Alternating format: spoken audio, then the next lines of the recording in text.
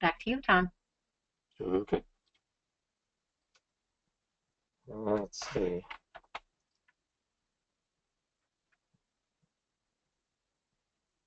I'm going to need keyboard control.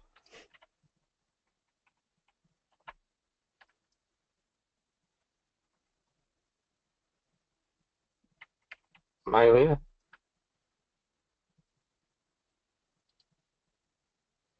Don't have it. There.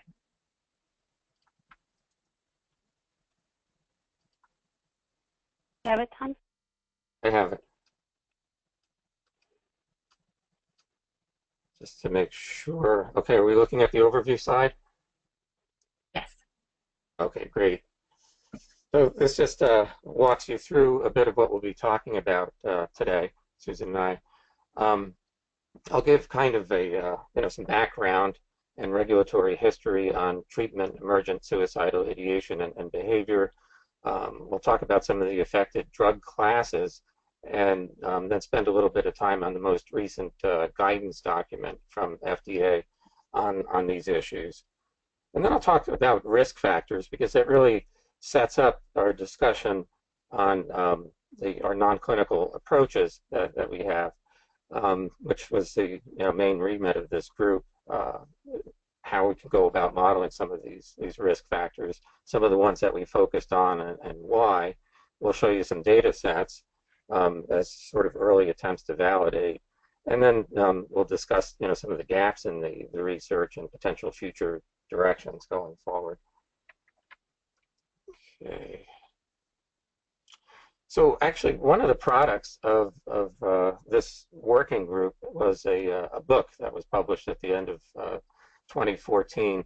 And all of the material that we're discussing today, you can find in this book, and certainly a great deal more. There's a lot of clinical perspectives in here. This was a collaboration between academicians, clinicians, basic scientists. It's really a very good book, and also, just a shameless plug for it here. Okay, next slide.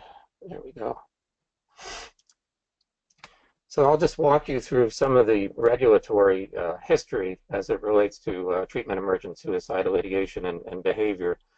It was really during the 1980s where reports of suicides being associated with antidepressant administration, particularly Prozac, which was one of the more common ones at the time, resulted in the early 90s in an FDA advisory committee meeting to discuss whether there was a link between taking Prozac and suicidal ideation and behavior, or SIB, as I'll refer to it from here on. Later on in the 90s, Congress got together to discuss the possibility of being able to better understand the pharmacology of drugs in children and adolescents, because clinical trials were typically only conducted in adults, and then these drugs were prescribed to children. And the question is, do we really understand the undesired as well as the desired pharmacology in children as well as we think we do? And so they tried to create incentives for pharmaceutical companies to also study these kinds of endpoints in children as well. A little bit later on, around the 2002 or so, some data around Paxil and suicidality was studied, and some of these data suggested the possibility that there may be a further link between SIB, especially in adolescents, and taking antidepressants in general, but Paxil in this case. In 2003, there was an advisory committee, and then two more advisory committees in 2004 that were all moving toward the suggestion that there should be warnings. Excuse me. There should be warnings associated with prescribing of these things, and as well as a public health advisory that came out in 2005 regarding suicidality. toward the end of the 2000s, again, there was another public health advisory specifically directed at young adults and suicidality risk.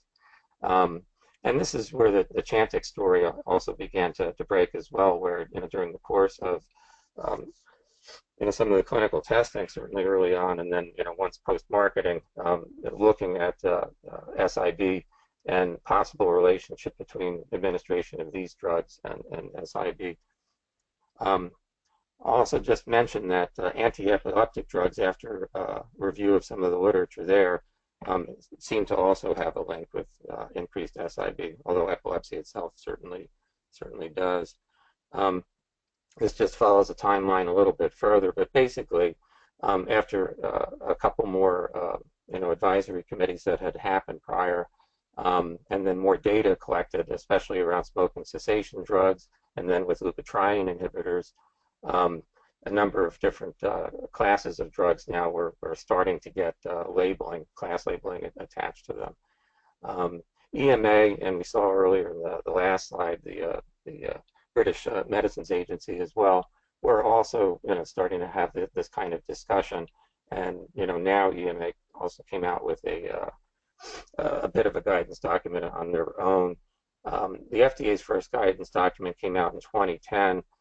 They polished it up in 2012, and we'll talk a little bit more about that going forward. These are some of the classes of antidepressants that have been affected by black box warnings. Again, all antidepressants are pretty much covered. Not all attention deficit disorder drugs are covered, but certainly Strattera, which is a norepinephrine reuptake inhibitor, so it's got a little bit different mechanism of action than some of the other psychomotor stimulant ADD drugs, does have this warning attached to it. Anti-epileptics, again, have a class warning attached to them, as do smoking cessation drugs, regardless of mechanism of action. Zyban, we know, is a norepi and dopamine reuptake inhibitor.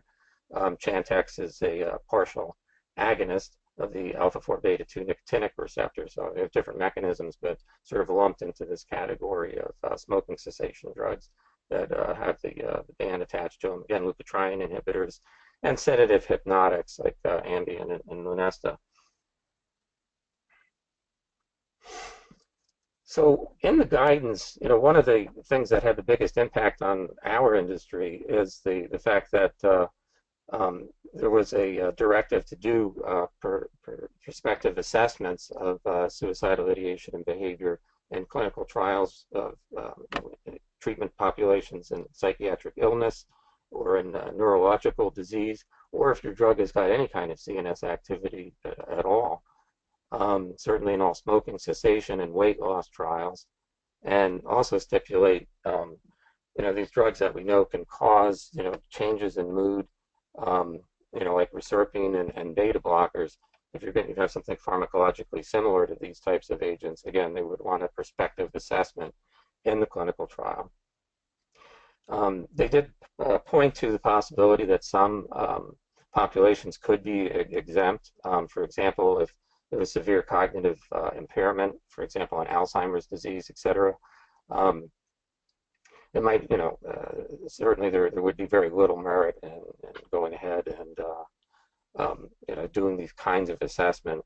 Young children, again, might not be able to really comprehend, these types of assessments. So there's really little need. And again, critically ill patients, it's just clearly there's no need to do the assessment. This is just a quick overview on the left-hand side of the main instrument that was proposed in the guidance document to be used, which is the CCASA, or Columbia Classification Algorithm for Suicide Assessment. They also accept other alternative assessments as well, but they want to make sure that whatever assessment you use covers suicidal ideation, which is thinking about it, and then there's several subtypes. You can see how it breaks out. Suicidal behavior, and then several subtypes of that. So again, the questions in this assessment are designed to sort of pick up on these types of things, and also in addition to self-injurious behavior as well. So if you have all 11 of these points covered in your assessment, in general, they're happy, but I think they'd probably be happiest if it is the actual CCASA that's employed. Interestingly, fairly recently, uh, a number of companies that were giving these assessments were polled on some of the challenges or issues attached to giving the assessments in clinical study. And as you can see, we don't always do our clinical trials in English, speaking countries. And so, translating this type of tool consistently and so that you still have a valid tool on the other side was one of the biggest issues, as well as, cultural differences as well. I mean, the notion of suicide or even speaking about it in other cultures can be far more difficult than it is in other cultures. And so trying to apply an assessment like this can be a real challenge. So you can see, this is just a overall list of what some of the biggest issues were. Gives you sort of a background on assessment of, well, not just this assessment, but on how SIB even comes about, whether it's treatment emergent or otherwise. I mean, this is just a very good template to sort of demonstrate, the sort of theoretical construct beneath it. So much of this is really from the work of John Mann at Columbia University. And the way he set it up is that he believes that, suicidal behavior really is a product that begins with a vulnerable phenotype. And this vulnerable phenotype, for our purposes at least anyway, comes into a clinical trial. The vulnerability is conferred, largely, by genetics, and as well as a number of other things like, what kind of stressful life that they may have, or a life event. Now, a stressful life event can also behave as a trigger, as we'll see a little bit later. But in general, if you've got the right phenotype, you're carrying around a bit of suicidal ideation. And again, this is the kind of patient that we're concerned about going into one of our trials. With this ideation, though, you can see there's a number of different factors that can come into play, some of which are personality characteristics intrinsic to the subject, and some of which occur outside of the subject, like access to lethal means, that people may be impulsive, for example. But once there's this current of suicidal ideation, some of these other traits that we see here, or triggers, can come into play, like a stressful life event, to then convert, this ideation into a suicidal act.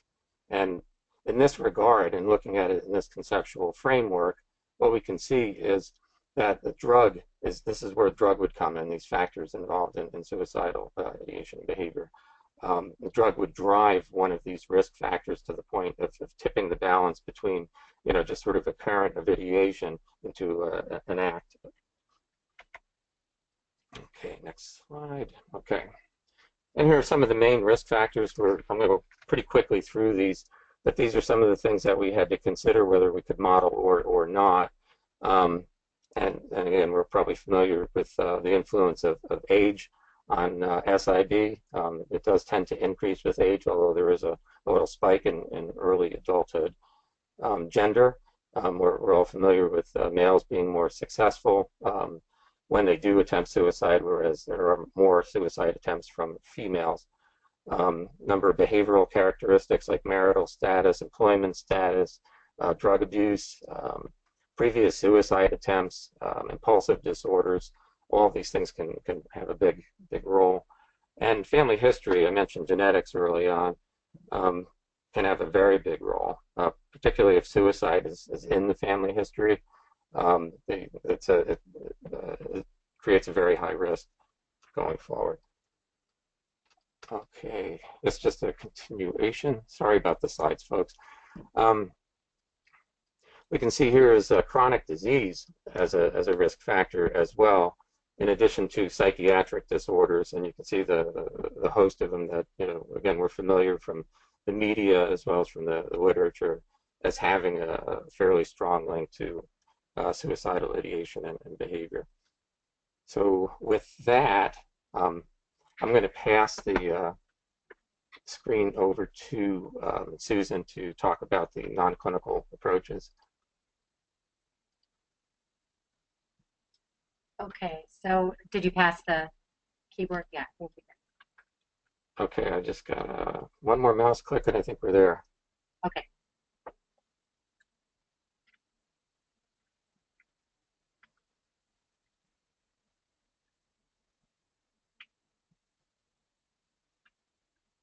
Sorry, folks, I think there's a little bit of a delay when we go between each other.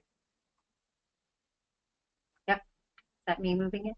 Okay, so what I'm going to do is actually take some time now to review what our working group as part of the IQ Consortium was looking at in terms of whether or not there could be non-clinical approaches that could be used to de-risk or sort of identify whether or not there might be risk factors associated with certain pharmacological manipulations. So let's see, I tried to move forward, Tom. I'm not sure I have the keyboard. Let me try one more time. Okay. If not, I'll run them for you if you don't have it. Okay. Just let me know when to try. Go ahead and try now. Yep, you got it. I got it. Well, I'm not moving the mouse. Sorry, guys. Technical details here. There we go. go. Yay, I moved it. Okay. So here's a few of sort of the goals of our working group. So one of the things that we really wanted to do as a team was evaluate some of the existing models that are out there of risk factors associated with SIB. We wanted to share ideas and efforts across the industry as far as what kinds of things have been looked at in various companies. Have they been successful? What hasn't been successful? We've organized various conference symposia. We had an excellent symposia at the Society for Neuroscience where we invited academicians that are sort of developing new models of risk factors associated with SIB, and tried to get a nice dialogue with individuals at that meeting.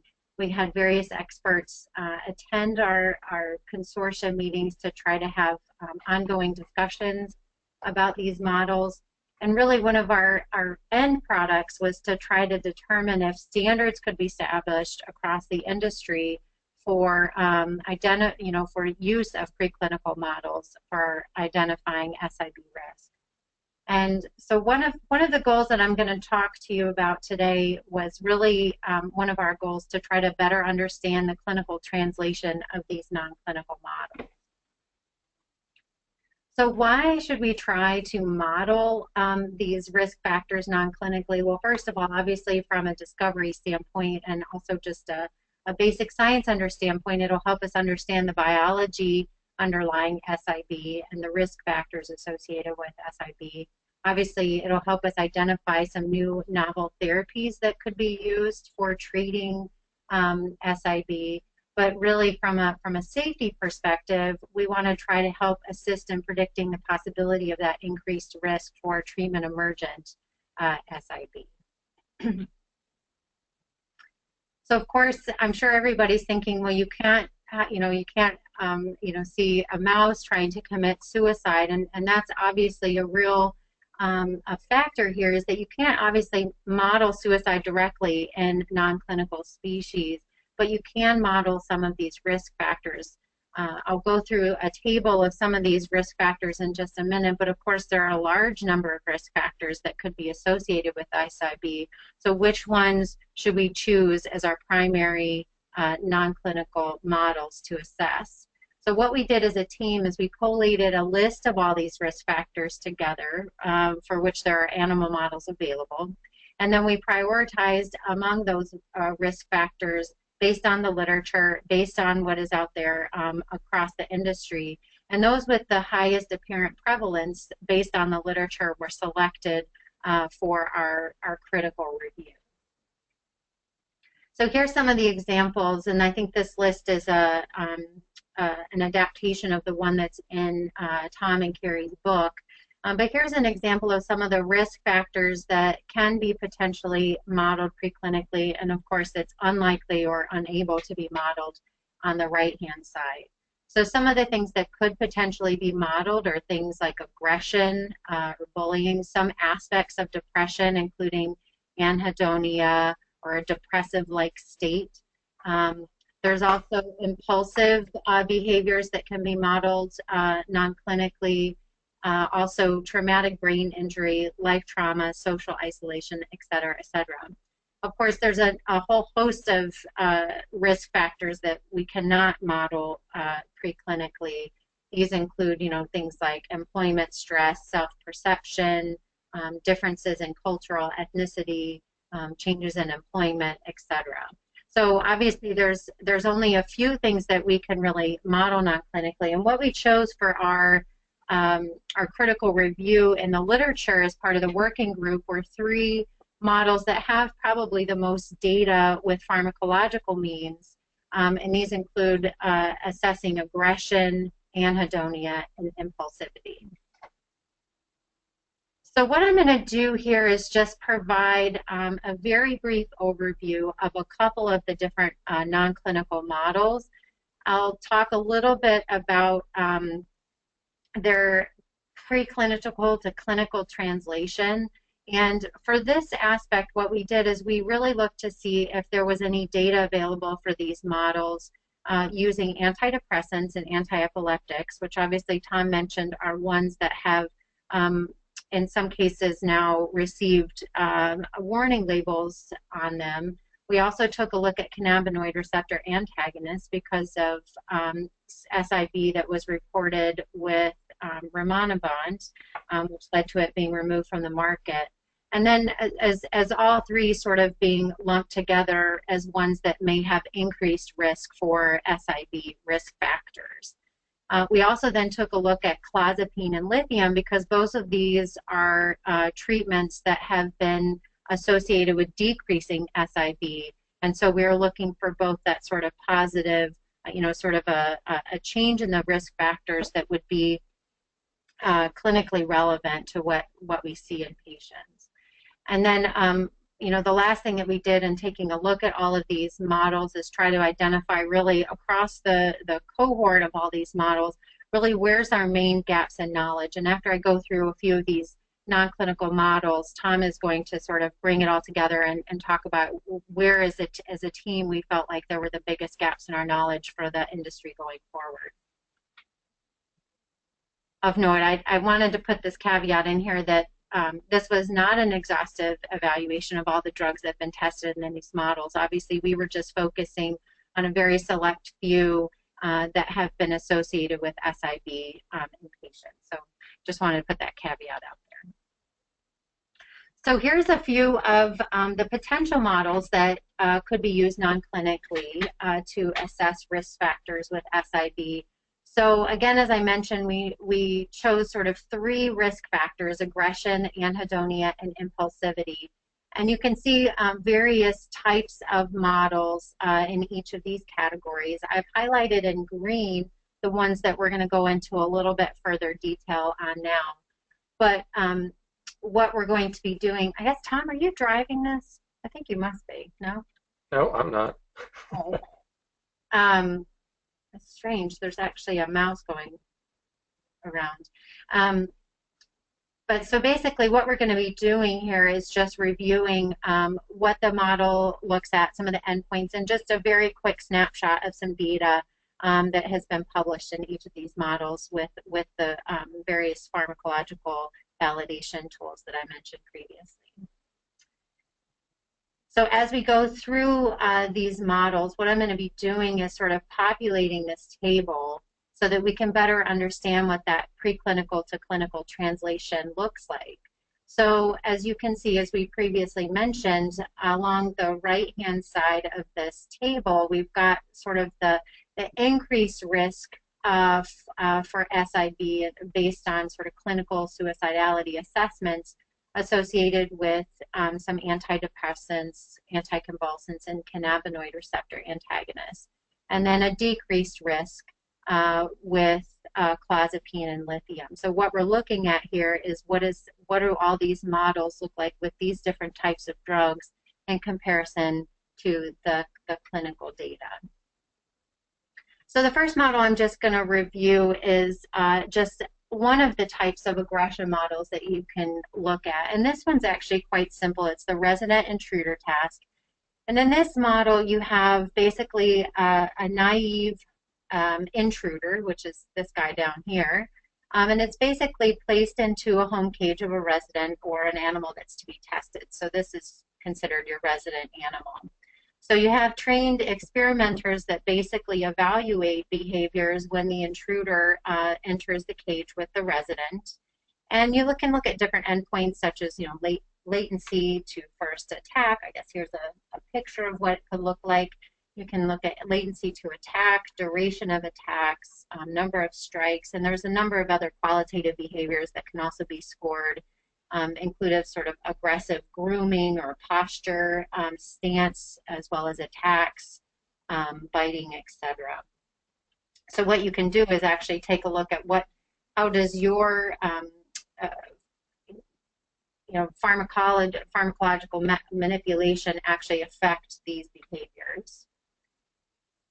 And here's just a very small snapshot of some data that was published using venlafaxine, which is a serotonin norepinephrine reuptake inhibitor.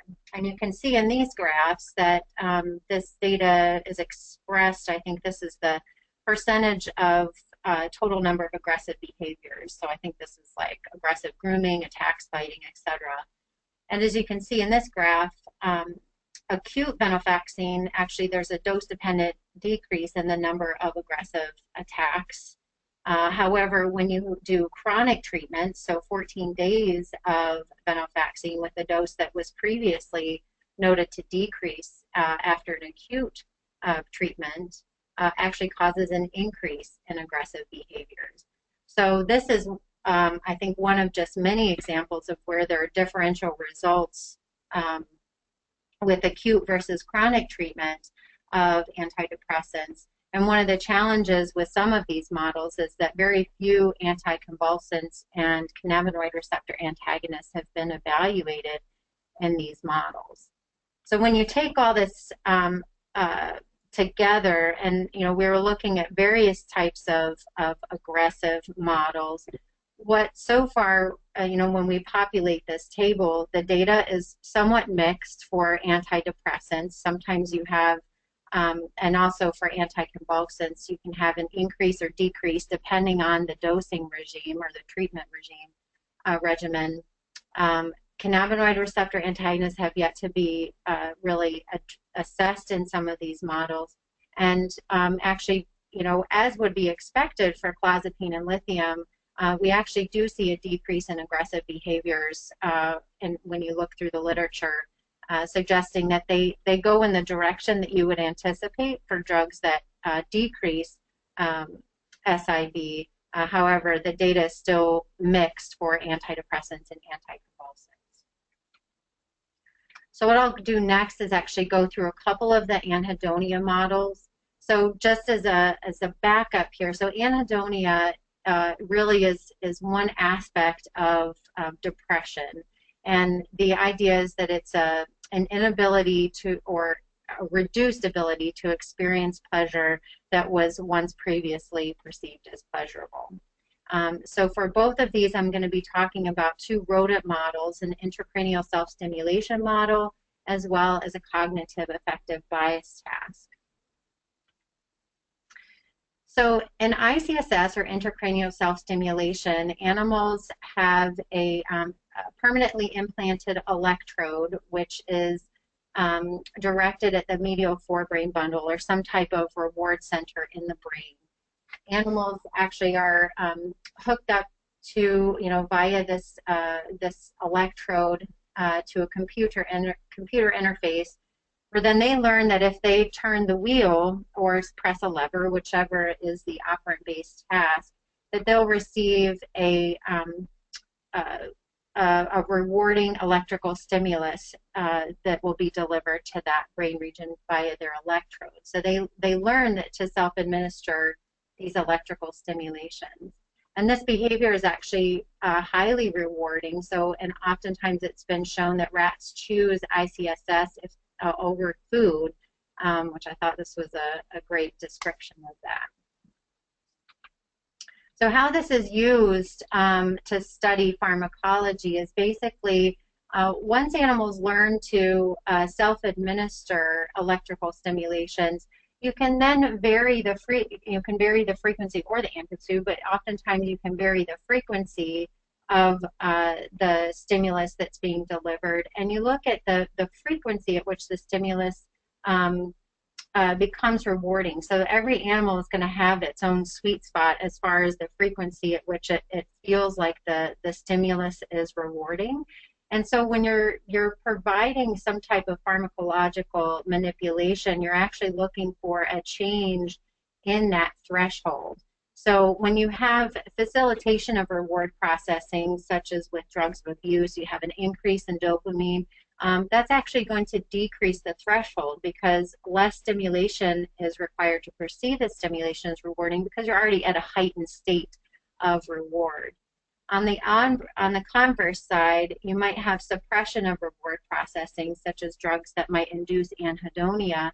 And for this, in this case, you would actually have an increase in the threshold because more stimulation is actually required because you're sort of at a suppressed state of your brain is at sort of like a suppressed state, and so therefore more stimulation is required to perceive that stimulation as rewarding. So the idea here is that if you're looking at drugs that would be inducing anhedonia, you would be looking at an increase in the threshold in ICSS. So just a couple pieces of data provided previously by some colleagues at AbbVie and Pavlov University demonstrate that a D2 receptor antagonist as well as a CB1 receptor antagonist can cause increases in ICSS thresholds. And both of these are actually consistent with induction of an anhedonic state. So one of the other models that has more recently come to the forefront is one that is a cognitive affective bias task. And this was an interesting model because it's almost a product of back translation. So we were looking at a model that previously was assessed, or sort of a test that was assessed in the clinic, and it was adapted for use in non-clinical species. But this was actually something that Emma Robinson at the University of Bristol had piloted. And the idea here is that patients with depression actually attribute less value to positive experiences. So it really kind of assesses biases and information processing. So in this case, it's a performance of a cognitive-based task. And this is really dependent on the subject's emotional state. So you might have conditions that induce anhedonic states or kind of shift that cognitive bias away from positive events and or cause an aversive bias to negative events. So in here you can kind of see the general concept is that you keep the reinforcer value the same, and under sort of neutral condition, this reinforcer has equal value. However, if you're in sort of a negative or something that would cause a negative anhedonic state, the value of this reinforcer would be less than that of a control, and vice versa. If this stimulus was, or this sort of condition was actually positive, this reward would actually feel greater than a neutral reward. So when Emma first piloted this data, she was looking at the use of various substrates for rats to make the association with various reward or sort of manipulation. And for these, she was using a food reward as the reward, and she was using various substrates such as paper bedding, sawdust, sand, cloth, etc. You put these in a bowl, and then animals have to dig through that substrate to find the food reward. You basically pair that reward under certain conditions. So for example, day 1, you would have an effective manipulation that would be associated with one type of substrate, and this would be where you might treat with some type of pharmacological mechanism. And then on day 2, you'd have a control treatment associated with a different substrate. You repeat these different manipulations, and then conduct a preference test where you provide both types of substrate. Again, the reward remains equal. Which one does the animal prefer? The one that's associated with the effective manipulation or the control. The idea is that if it prefers the effective manipulation, that has a more positive bias to it. If it prefers the control, then there's an aversive behavior bias towards the effective manipulation. And that's exactly what she found. Interestingly, though, I think all of this data is with acute treatment of various types of drugs. And if you take a look at antidepressants in particular, they all induce a positive bias in this assay, which would be in the direction opposite of those which you would expect to cause SIB. She did see some types of manipulation that caused a negative bias, in particular rimonabant, which we would expect to be associated with SIB based on clinical data, as well as things like retinoic acid, FG7142, and also stress, all induce a negative affective state, which sort of is aversive towards the effective substrate. Interestingly, there were no changes induced by various drugs of abuse, suggesting that this may have, it depends on probably the dose that was used for these compounds, but it suggests that it's not a broad, sweeping, I guess, approach that would be able to assess reward processing in general.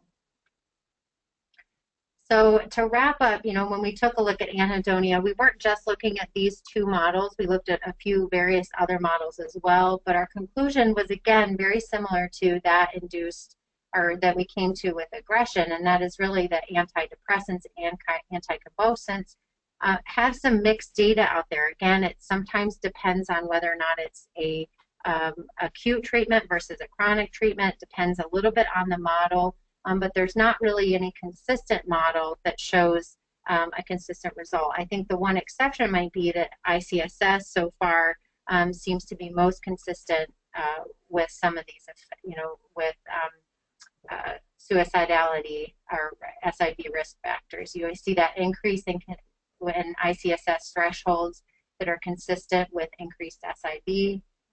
You also, in these models, you can see a decrease in anhedonia with clozapine and lithium. So those, again, go in the direction that you would expect.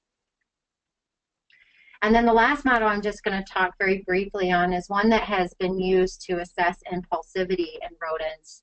And really, in this model, rodents, have a trial initiated. There's basically 5 choices where the rodents learn to nose poke in response to a light illuminating above each of the nose apertures. And the idea is that this visual stimulation actually, or this visual stimuli actually triggers the rat to poke their nose, and then they receive a food reward. And what you're looking for here is whether or not rodents actually have a premature response, so before the before the light illuminates, and then you also look at sort of the correct responses in response to the light illuminating in the right spot. And the idea here is that if you have an increase in impulsive behaviors, you're going to have more you're going to have more premature responses. And what I've shown here is that you actually, with paroxetine and also with rimonabant, you have a dose-dependent decrease in the number of premature responses. And in taking a look at our various drugs that we were taking a look at with this model, a lot of antidepressants, anticonvulsants, as well as CB1 receptor antagonists, none of them were really consistent with increasing impulsive behaviors. So probably out of all of these, the one that is least predictive so far is really some of the impulsivity models, because some of the antidepressants as well as cannabinoid receptor antagonists actually decrease impulsive behaviors, which are inconsistent with an increase in SIB risk factors or impulsive behaviors in the clinic. I think with that, Tom is going to wrap up what we came to from our conclusion based on these reviews, and we'll continue on. Okay, thanks, Susan. So as we saw when we stepped through some of the models that Susan just showed, that really the use of positive controls and validation by them is lacking, and there's a good reason for that. In that no drug is going to definitively produce treatment-emergent SID as to use as a tool to bring back. There are some classes of drugs like cannabinoid antagonists that we think may have a strong or a stronger association that could be used, but in general, I mean, we really don't have particularly good validation tools. In fact, the drugs that block SID or reduce SID might be in the end the most valuable validation tools, in that so far, I mean, they've been pretty consistently shown to behave as you might predict in the particular models.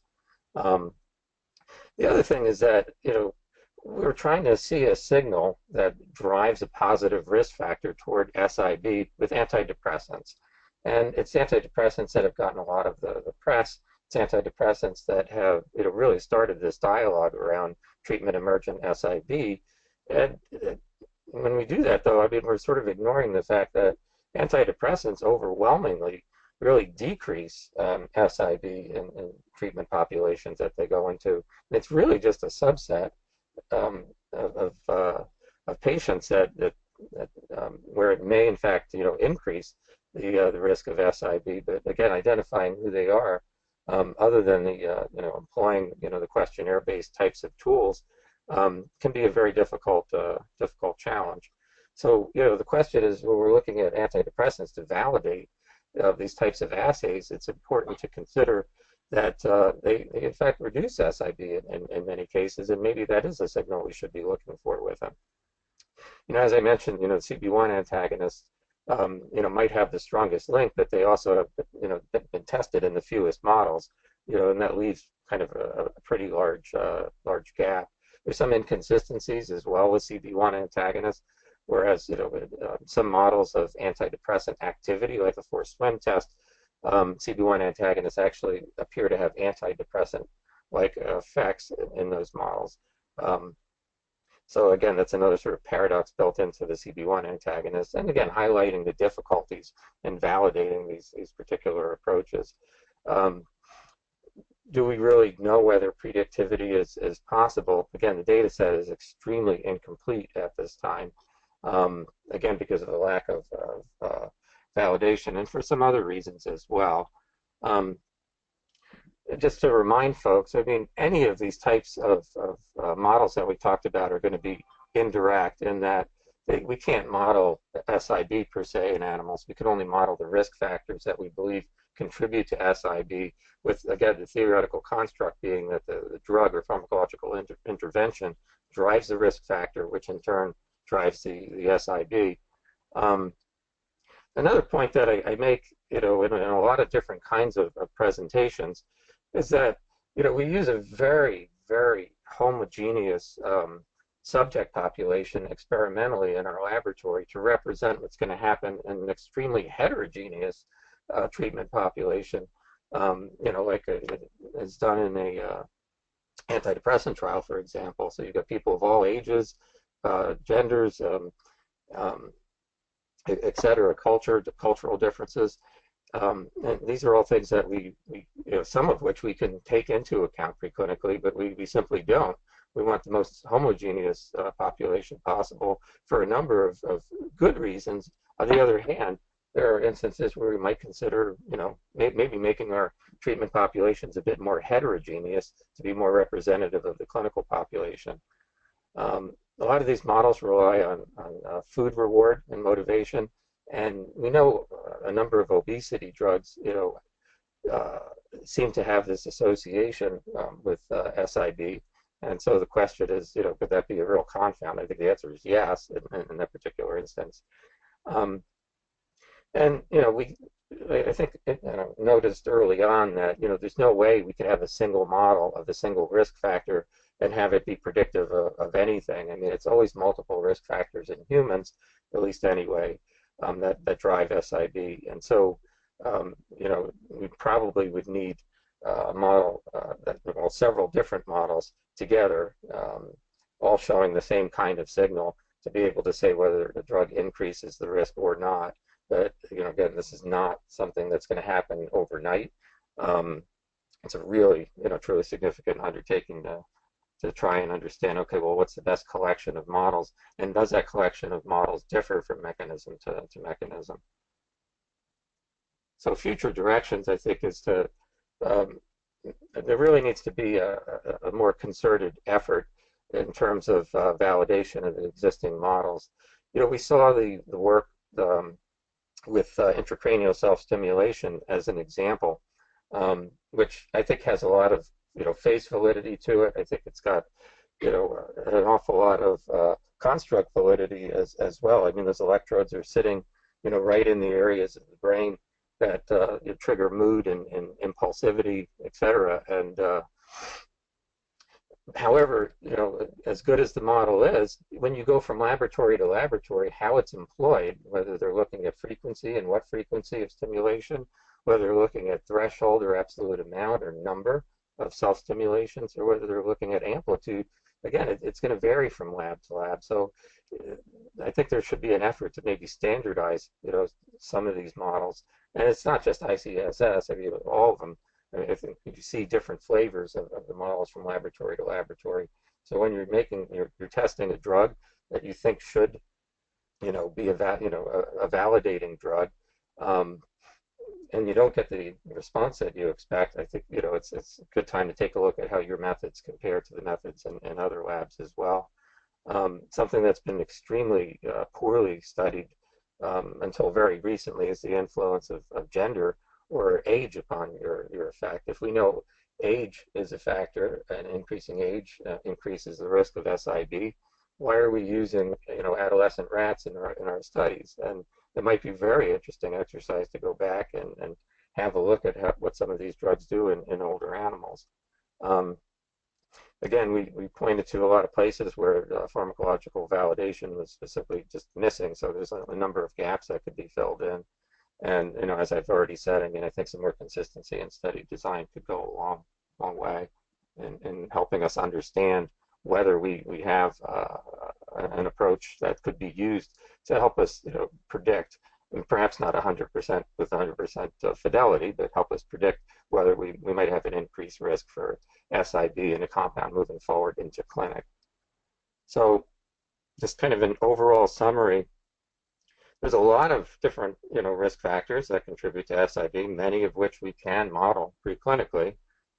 Treatment-emergent SID certainly is a big concern for all of us, and currently we're only measuring it using the rating scales. And we saw some of the issues attached to the rating scales, and there's some other issues beyond what was listed there in the polls as well, and that is that people are motivated to participate in clinical trials, and so they know that they're probably unlikely going to be allowed to participate in the clinical trial if they give positive signals in some of these rating scales. And so the fidelity for these things as well is certainly not even close to 100%. As I mentioned, there's a number of heuristic models that can help us understand vulnerability, and this has to do with interaction of different risk factors. And we sort of prioritized what we were going to look at in our review article in terms of non-clinical assessment based on how much work and attention that's been given to it. But again, there are certainly flaws and inconsistencies in each of these approaches. If we were to sort of say, well, what would we recommend as a collection of models to use to predict SIB? I think you've heard me say already we can't at this stage, but we think it's possible, and we think the way forward is to better validate and vet the models that are out there, particularly with CB1 antagonists and with things like clozapine and lithium, to understand whether they're giving us a consistent signal. And this is not something that we take lightly or think is something that's easy to do. And I don't think it's something that industry necessarily would need to do, or at least not on its own. But what I mean by a concerted effort is maybe a collection of labs, both in academia and industry, who have the interest to do this type of thing, might consider working together. And that's, I think, the only way forward for this type of preclinical approach. And I know we covered a lot of material and probably spoke way too fast. I know that's true for me, at least, anyway. But if you have any questions at all, go back to the slide set. You can find both Susan and my contact information as well. And the citation for the Carrie and I's book is at the bottom here as well, again, which is an excellent resource in terms of understanding both the clinical and preclinical and neurobiological aspects of suicide. And with that, I think Susan and I will take any questions that you might have.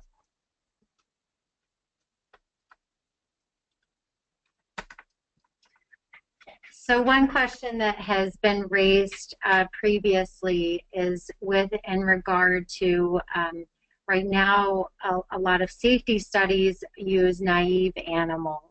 And so I think, I'm not sure either Tom or I could comment on the use of genetic models that may, have, I guess, from a clinical standpoint, there might be various genetic isoforms or things like that that are affected in suicide victims that we might be able to use as a model to be sort of a risk, instead of using naive animals to look at treatment emergence. Yeah, that's an excellent point, Susan. And we do have a section in the paper on the use of genetic models and then their application in some of the models of risk factors as well. So you take a genetically vulnerable animal, one that's taken to a phenotype of anhedonia, for example. It'd be, this is something, again, that's actually one of the biggest gaps that we didn't mention in today's talk, but making better use of the genetic models that are out there, because there are quite a few, that will render a phenotype that would suggest, vulnerability under some of these risk factors. I know Carrie actually wrote that section. I wish I'd gone back and taken a quick look at it, because she does point to a couple of specific models, particularly with mutations in the serotonergic system, but then there were a couple of others as well. Susan, can you comment further on that? Or? Yeah, I was just going to say that the one that popped up was the, as you mentioned, the serotonergic system. So the 5-HT2CR is enriched in suicide patients. So the idea, could be that maybe there could be an effort to look at, treatments that, in this type of a mouse model or some type of rat model with this type of genetic change, that way we could see, perhaps in a vulnerable genetic state, what the effect of various pharmacological mechanisms might be. Yeah.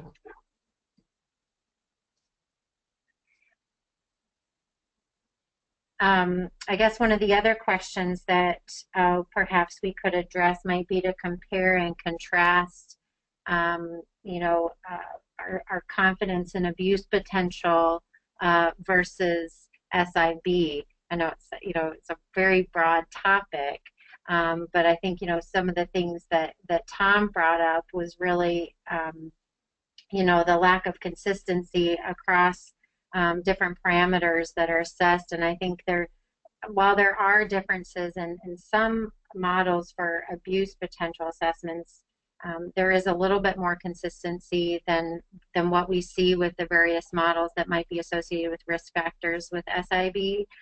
Plus, there is, such a much larger data set available with compounds for assessing abuse potential versus SIB. It's, SIB is really in its infancy when you think about it in terms of assessing risk factors in various models non-clinically in comparison to some of the abuse potential models. But I'm not sure if you want to comment on that further, Tom. I think that abuse potential really gave us a good point of contrast, because we can, with a lot of those models, predict with very high fidelity whether, a drug has the potential for abuse, whether it would be abused. And again, we don't even know which model to use for SIB at this stage of the game, whereas there's been a very rich history of research in the area. And again, those models came about as a product of multi-lab collaborations and multi-lab validations, trying to get the models in the best shape that they can be, and so that they're reproducible from lab to lab. And again, that's the path that this would need to go down, and it's a significant undertaking.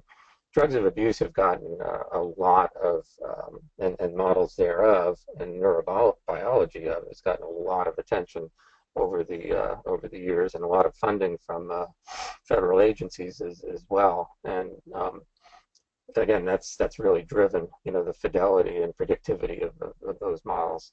Here we're in a very different situation. It's going to take quite a while to be able to arrive at this, if we even can. Yeah, I would agree with that.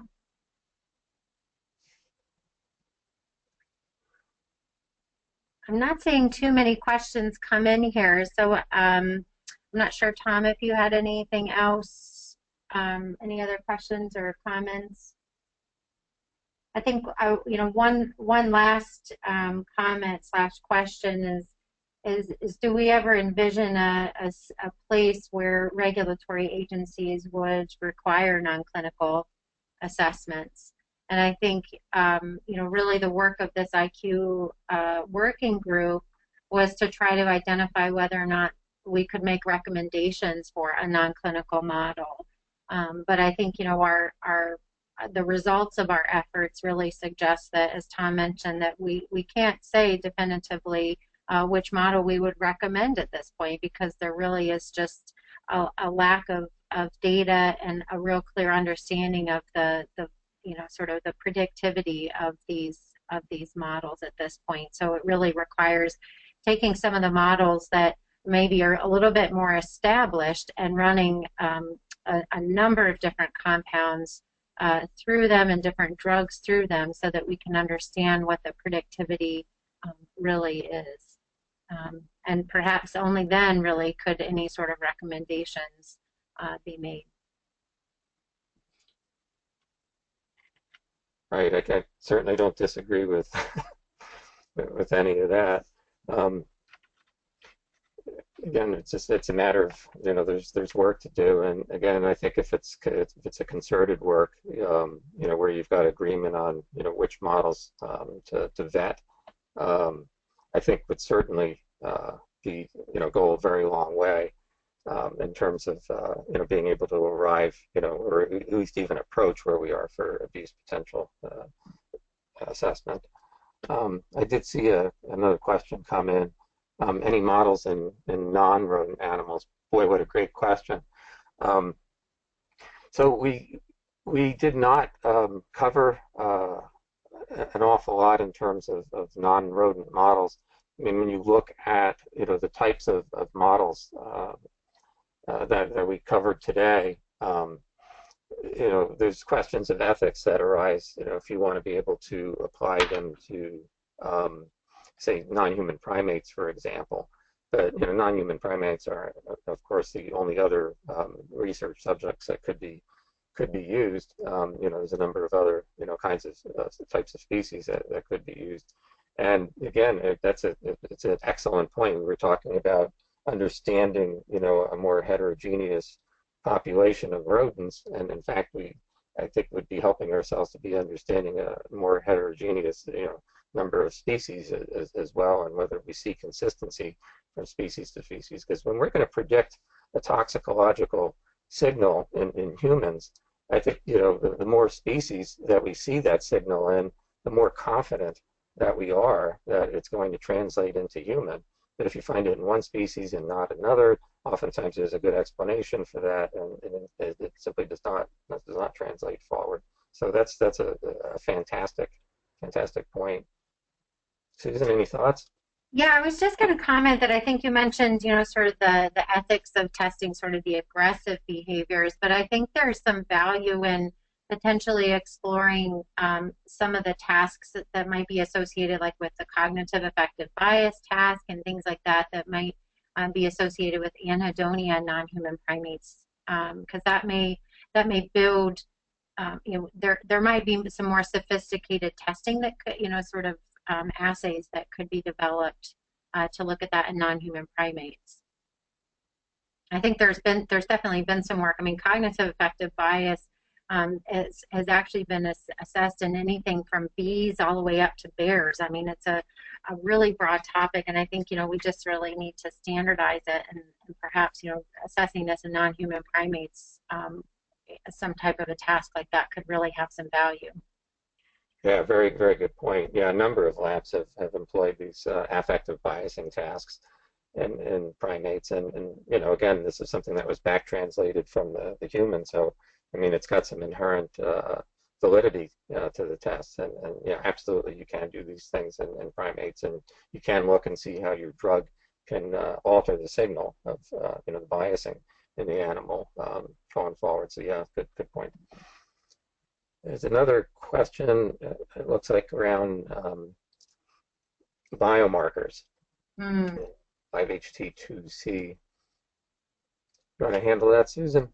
Yeah, I was just going to comment that was, sort of in, we reviewed that literature kind of in a similar way as we were looking at with the sort of increased levels of the 5-HT2C isoform in suicide victims. So yeah, I think there's a lot of opportunities to look at 5-HT2C as a biomarker, and certainly I think this is something that the clinical research is building, and we just have to better understand that clinical to preclinical translation of that biomarker, and see what's, for example, like what species is more predictive at being able to detect changes in that biomarker, and that are in the similar direction as to what you see clinically. So I definitely think there's a growing interest to build that data, but yes, that I think I still think that's kind of a work in progress. Yeah, and it's certainly something. What I guess I like about it is that you can sort of look at say RNA editing of the 2C receptor in the animal models as Right. well. But again, there hasn't been all that much work to date on it. But it's good point.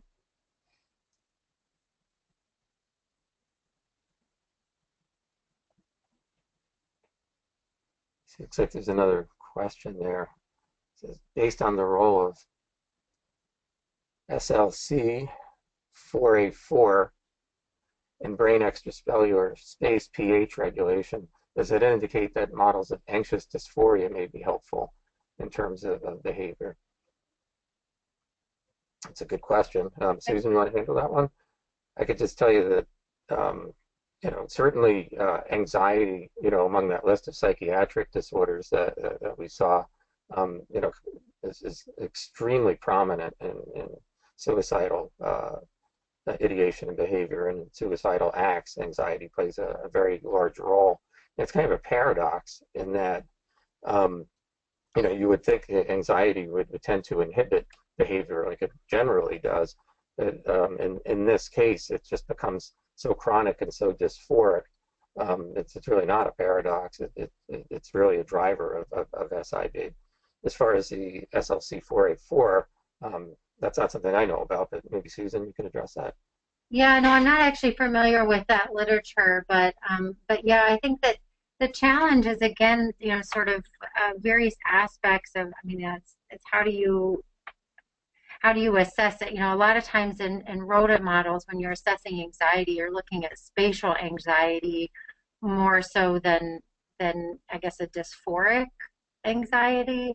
There are various aspects of social anxiety that you can look at. There are some sort of three choice social assays that could be looked at in terms of sort of social anxiety, and the idea may be that there may be drugs that cause an increase in social anxiety, but I think it's going to be hard to really look at, I guess, sort of other aspects of anxiety. That's one challenge in that field of literature, is that so much of it is really based on spatial anxiety. An open arm in an elevated plus maze, for example, is really more based on spatial anxiety than anything else.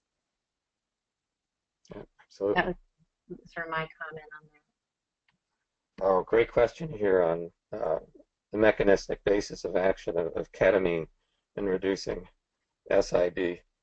And this is something actually very near and dear to my heart. I ran a program on this when I was working with AstraZeneca, and certainly ketamine doesn't work in all treatment-resistant depression, but it does seem to help. And if you're using SID as an endpoint in a clinical trial, as with lithium, as with clozapine, ketamine does seem to have a positive effect there. Now, exactly how it's working, it depends on the literature you're reading, and then every few years it seems to turn over. I don't know that we really understand the downstream mechanism just yet. The response that you see with ketamine is transitory. It'll last from days to weeks. And what's exactly happening at that point seems to be fundamentally different than how standard antidepressants work, although we don't fully understand that. I certainly know that you do see regulation in brain-derived neurotrophic factor occurring after subchronic administration that is very likely involved in the antidepressant response.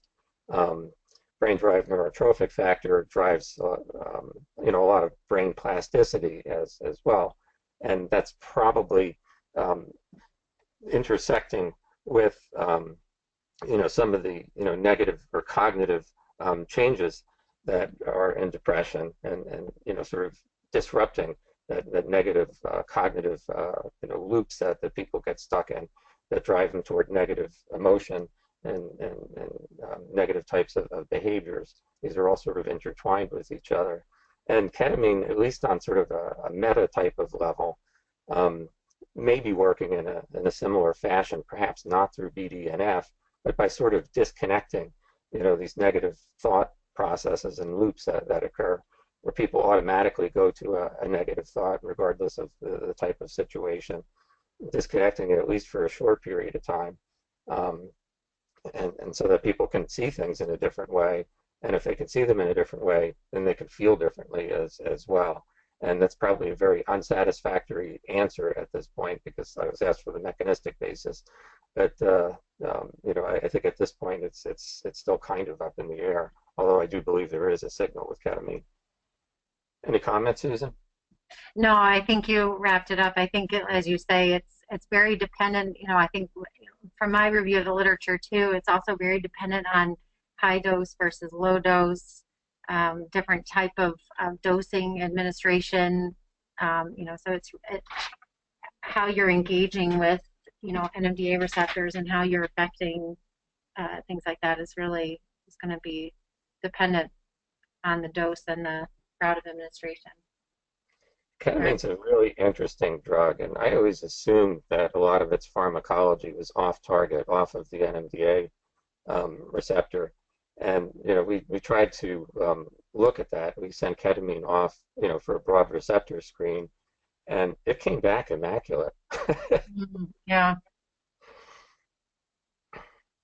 So yeah, it is, likely tied to the primary mechanism. Although metabolite, I don't think we fully characterized yet either, nor ketamine, could be driving a lot of the effects that we see as well. Any other questions? We're starting to sort of wind down toward the end of our time. But certainly, if you think of things afterward, and you want to at least get steered in the right direction, if we don't have the answer offhand, again, please feel free to contact Susan or I, and we'd be certainly happy to help you out. There's a question on role of the inflammatory system in neuropsychiatric liability. So that's a field that's been exploding over the last few years. Susan, do you want to speak to this one, since I just gave a big soliloquy on ketamine? Yeah, all I was going to comment on is obviously, I think activation of the inflammatory system can, even if a drug doesn't intentionally get into the brain, its downstream effects on the inflammatory system. You can have cytokines that are, activated in the periphery, but then cross the blood-brain barrier. And I think those, there has been some recent literature suggesting that, that you can have situations like that where you see an increase in psychiatric AEs just based on activation of the inflammatory system.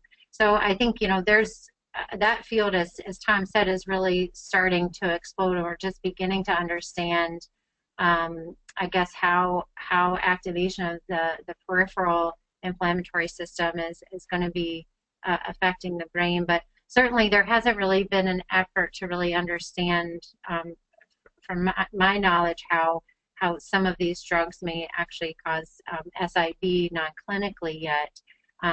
But it certainly, I could envision is something that could be brought to the forefront. Absolutely. So another review paper I'm working on right now actually is looking at the neuropsychiatric side effects that are associated with biologics, basically large molecules that probably don't gain access to the central nervous system, or don't in very appreciable amounts. And again, I mean, when we do see, and we do absolutely see neuropsychiatric types of signs, it probably in many cases involves an activation of the peripheral immune system that then in turn drives a downstream response in the CNS. So yeah. Interferon alpha being a suitable reference compound, great question. Yeah, So I think that's just sort of getting at that, and I think we talked about that very early on. It's just that it's been tested so infrequently. right. It doesn't have a very prominent role in our review article, but is it something or something like it, in that pathway, a useful reference? Absolutely. I think the downside of that is that, a lot of times what you do is you see a decrease in a lot of behaviors when you turn on the immune system, or you give interferons. And it's kind of hard to differentiate between what might be sickness behavior and what might be, depressed mood, et cetera. But again, I mean, there's certainly something there. I know people who've taken alpha interferons, and a great many of them. In fact, I think 25% overall is the statistic, have a really large decrease in mood during the time that they're taking it. Yeah, I think just to comment on that is that, I think that question is a great one, and it really is one that would, those are the types of things. If there was a concerted effort to sort of increase the data set that's available to try to understand the predictivity of these models, that's one that I would add in there. But you kind of have to have like a data set of like 100 different compounds that you also have clinical data for, that you could then sort of make that translation. You could do sort of some concordance analysis to try to determine what the predictivity really is. There was a good question about biologics. Are they subject to SIB, sort of monoclonal antibodies? So I think the key question here that someone would ask is there evidence of central activity? So people, I think, we often ask that question is there any evidence of, sort of central activity, any changes non-clinically that might be suggesting that there could be any kind of a central effect.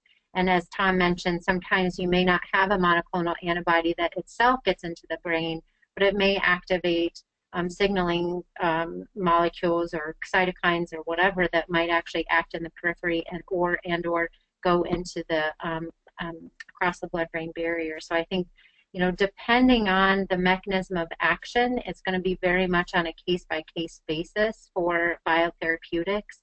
But that certainly is something that should be identified early in terms of what kind of risk there might be and associated with it. Any comment on that in terms of biotherapeutics and I guess sort of regulatory requirement for prospective clinical assessments, Tom, with biotherapeutics?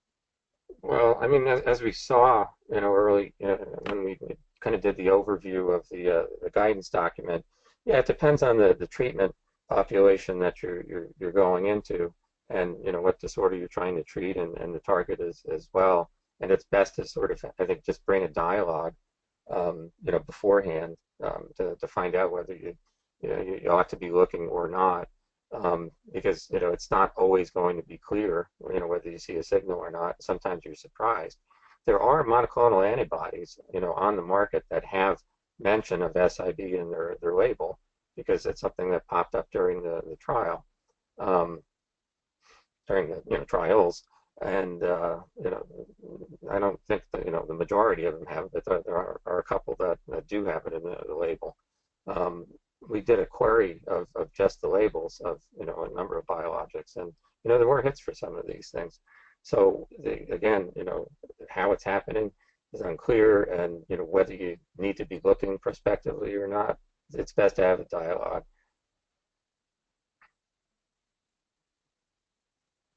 Very great, very good questions.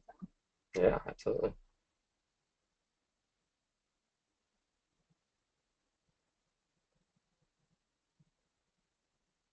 I think we're starting to slow down here on the questions. So obviously, thank you all for your participation, and also for, to DruSafe and to the IQ Consortium for allowing Tom and I to speak today. Obviously, please feel free to reach out to us, and as Mahalia mentioned previously, our slides and the recording of this will be available to IQ members, I believe. That was the final decision. That's right, Susan. Thank you very much. Thank you, Tom and Susan, for joining us this afternoon to present this webinar. Once again, yes, the slides and a recording will be made available on IQ Connect for active IQ members. And if you have any additional questions for Susan and Tom, you'll have their contact information at the last slide of the deck that will be circulated after the webinar concludes this afternoon. Unless there are any outstanding or last-minute questions that come in, I would like to thank everyone for joining us this afternoon for the IQ webinar, and thank Susan and Tom for their work with the Preclinical Suicidality Working Group from DruSafe. Thanks a lot. Thank you. Thank you very much, and I hope everyone has a great weekend. Thank you. You too. Bye-bye all.